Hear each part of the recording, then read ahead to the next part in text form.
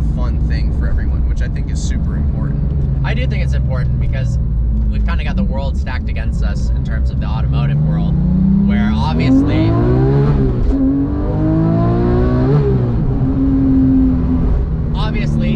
you know, we need to transition the cars into more environmentally friendly vehicles, which means in many aspects for an automotive enthusiast, making them less and less interesting and more heavy. Yeah. So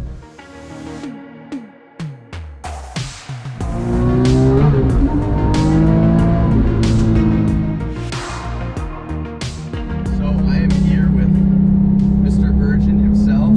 what's going on? Parker Nierenstein, so he's very nicely come out and been filming a lot of videos with us. He came out to our Motor Week, and thank you for coming out and filming some stuff with us and being super chill.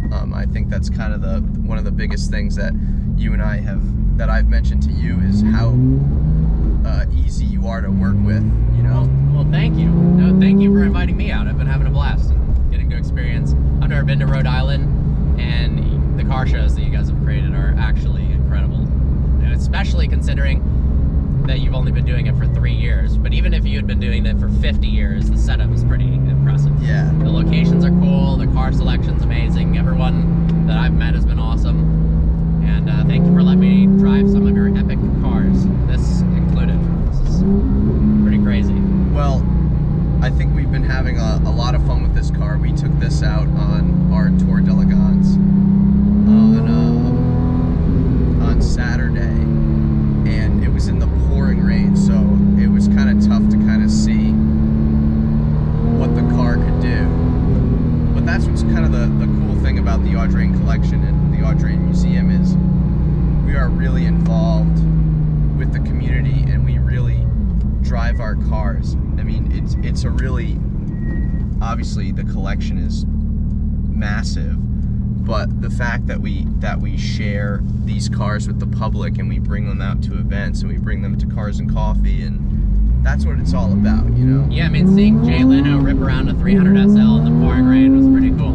Because the majority of people who have cars like that either park it in a climate-controlled garage and never to be seen again. And certainly wouldn't take it out in the rain, where a surprising amount of people, I mean, I guess not surprising, the car culture is fervorous community, but there was a lot of people that showed up in the pouring rain to come see all the cars. I thought that was really, really cool. No, it was a lot of fun, and you know, I'm happy that you're out here, and I think that this is kind of an interesting video, kind of behind the scenes. You know, you just drove this car and you just did a review of it, and I know you seem to have enjoyed it.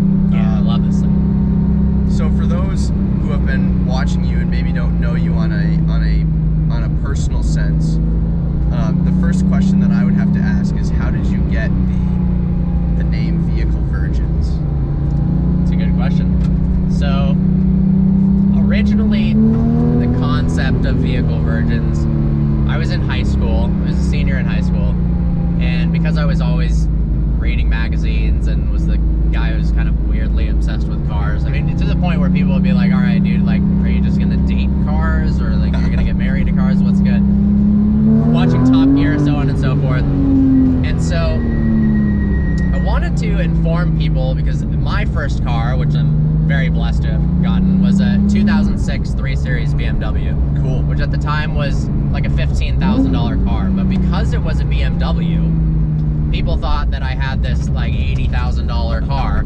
And so a lot of people at school who were driving these new Priuses or new Subarus that cost 2 or 3 times as much were like, dude, what the heck? Like, how did you get this How did you get this crap? Like, this is ridiculous.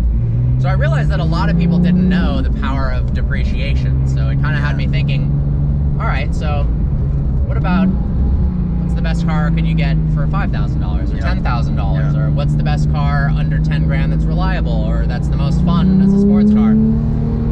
So I started thinking about, all right, I should help people figure out their first car. So first time car buying advice, which is where eventually the name Virgins came from. How I actually came up with it, you know, I don't know exactly. I do remember where I was and who I was with. I was with 2 friends at an Italian restaurant in Corte Madera called Pizza Antica, just kind of rattling off some names, and I think part of me, I don't know whether I just like studied the word alliteration for the SAT or something, but I wanted some sort of cool name, and I don't know, it just came out, and then I honestly thought, you know, that might be stupid, and then I told my dad, and he was like, no, I think it's good, like it really sticks in your brain. Funny. You get the occasional people who all say that even nowadays, and they're like, whoa, like, are you telling me about an explicit website, or what is this? But I don't know, I like the name, and I think it sticks in people's mind. Obviously nowadays I'm doing more content that's in the higher end, mostly because that's just my personal interest. I thought about, you know, what do I want to do on a daily basis? Yeah, what kind of cars do I love and have fun driving? And like this is an ultimate example of that. Yeah. But I definitely still do and want to do more videos at the lower end, and driving tutorials and how to pass your driver's test, how to drive a manual, so on and so forth. Well, it's funny you said that. I mean, I've been a huge fan of your channel really since the beginning, since you had your BMW M5 back in the day. And I remember seeing the how to drive a manual video, and I remember seeing the parallel park video. And that was kind of the funny thing, was that I was parallel parking the other day, the day that I met you in the museum, and I mentioned that to you. I was like, hey, I just parallel parked, and I remember watching your video so long ago, and I learned how to parallel park from your video, which is really, really cool. You know, that you've been able to bring a breadth of knowledge of all kinds of things automotive, and you've, you know, brought them at such a young age to a lot of young people, which is really cool. I think that you've probably helped the car community and, you know, kids get cool cars and learn about cars and be more involved in the whole car scene just because of your age. Yeah. And I think that, you know, having more young people involved in cars is cool. I mean, that's kind of what we're doing with our podcast with Ben, Sean, and I. And we're really trying to expand everyone's knowledge on what we know, because we're very knowledgeable about cars, but making it a fun thing for everyone, which I think is super important. I do think it's important, because we've kind of got the world stacked against us in terms of the automotive world, where obviously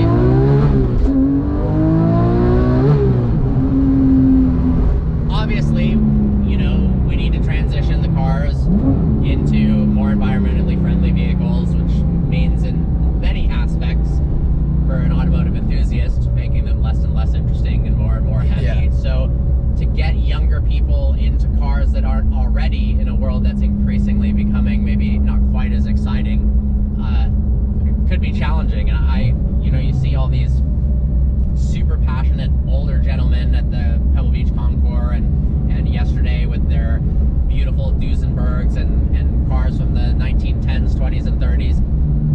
And I just don't want to see that passion die out with their generation. I feel like I want to see it continue, where in my generation, you know, the mid to late 90s and early 2000s cars are like kind of my favorite generation. And I'm not sure about yourself, but well, that kind of ties into the cars that we have in the museum right now. Yes, so that is really cool.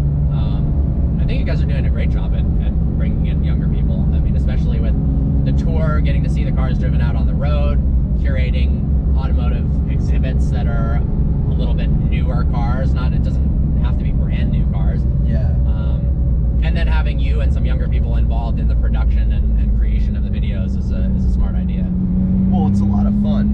And it's a blast, yeah. It is. I couldn't think of a more fun job in my eyes. Yeah, and I think, you know, I recognize that I have a really cool job, and I get to do a lot of really cool things at such a young age. I mean, the level of opportunity that this place has really shown me, I'm eternally grateful for. I get to do the coolest things, and I wake up with a smile on my face when I get to, you know, really grab this stuff and have a lot of fun with it. But McLaren P1's always been kind of my dream car. Yeah. Drove one of those. How was that? In 2018 at Pebble Beach Concours. It was freaking insane. Really awesome guys. They've actually got a YouTube channel now, the Triple F Collection. Okay. Reached out also a last minute thing. Some of these epic cars have been so last minute. They're like, hey, we got some free time. We'd love for you to drive our P1. I'm like, what do you mean? By the way, it's full exposed blue carbon fiber. And I'm like, oh my gosh, I hope these, because I didn't know them. And they didn't have they had like 1,000 subscribers at the time and weren't really pushing their YouTube. So I was like, okay, do these people even have this car? Like, I don't know. Yeah. And then they did. Coolest guys ever. They were like, drive it like you stole it and you own it. And wow. Had an absolute blast. I feel like that's one of those cars. I mean, I've never been in a P1. I've ridden shotgun in the Chiron that we have in the collection, and the visceral, just raw acceleration that, you know, when you're getting into that level where cars are over 1,000 horsepower, close to 1,000 horsepower. I mean, it's something I wish that everyone could experience. Yeah, I totally agree. Because, you know, it's like you go to Six Flags, or an amusement park, Disney, whatever, and you ride some like crazy roller coaster. That's kind of what I relate the level of acceleration. Definitely. Some of those maglev acceleration roller coasters, if you go to the top ones, do accelerate as fast or faster than some of the fastest cars in the world. The difference is absurd. You're strapped to a track. You know you're on a roller coaster. You've got this harness. It's a little different when you're in a car. When you're in a car where you control the whole thing, it doesn't feel like anything your experiences in cars aren't like that. So when you are also in a car, but it's accelerating at that rate, it's pretty unbelievable. Oh, it's totally nuts. We as a society are starting to accept that more. I think we're almost kind of sick and tired of all of the technology. I don't know. Correct me if I'm wrong. Yeah, absolutely. I think we're kind of at the height of the automotive world. I mean, I'm always impressed and surprised by what manufacturers come out with when you think you're at the best and then it becomes better. But with this current fear of the end of the internal combustion engine, with more stringent regulations from the EPA, everyone's kind of giving it their all with their last like great car. And then you've got companies like the Gordon Murray T50 where they're trying to go backwards but also forwards, where cars are getting too big and too heavy and not naturally aspirated, and they're like, no, let's make something insanely light with a V12 with a manual transmission. Crazy. Then you've got Koenigsegg that came out with the CC850, which has a 9-speed multi-clutch transmission that also is a 7-speed manual or 6-speed manual transmission. Yep. What on earth? It's like where is it going? I don't know where it's going, but certainly for the past 5 years and the next couple of years, we've had some of the best cars that have ever been created, like that P1 or the 918 in the collection. I agree. Well, thank you for coming out here today and filming some videos with us. Well, of course.